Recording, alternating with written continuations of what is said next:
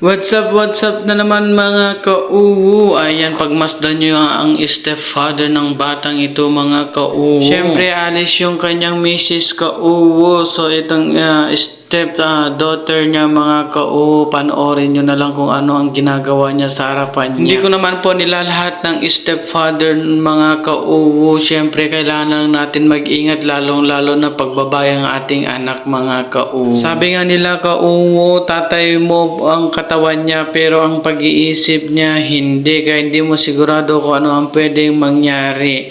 Kaya sana mga ka-uwu, hindi ko naman nilalahat ang stepfather dahil may anak din po akong babae. So pagmasdan yung mga ka-uwu at nakaalis na ang kanyang misis at isasarado niya yung pinto, so maiiwan pa kasi dyan yung locker, ay yung susi pala mga ka-uwu. Dalawa lang silang maiiwan dyan ka-uwu. Ayan, pagmasdan nyo, diba, hinalik-halikan niya, niyayakap niya, ewan ko kung ano, diba, kulang na lang mga ka-uwu, halikan niya sa lips.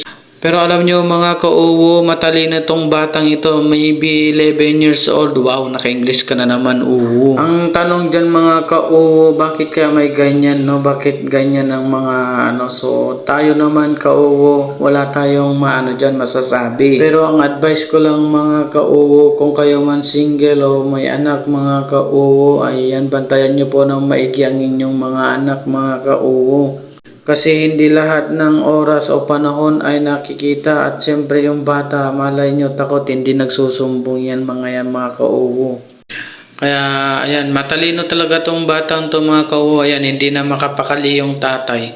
So ayan tignan nyo ang pinaggagawa niya. Oh my goodness talaga. Naku, pag ako lang yan mga ka-uwu, ay, ko siya talaga, imekos-mekos ko sa kasirola na pinag-iinitan ko.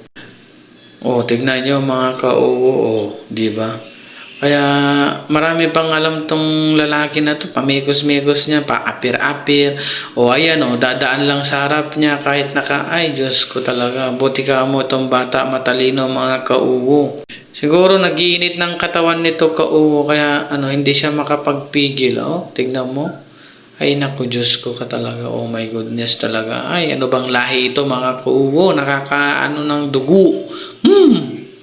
Sana po may matutunan kayo sa video ito mga ka-uwu.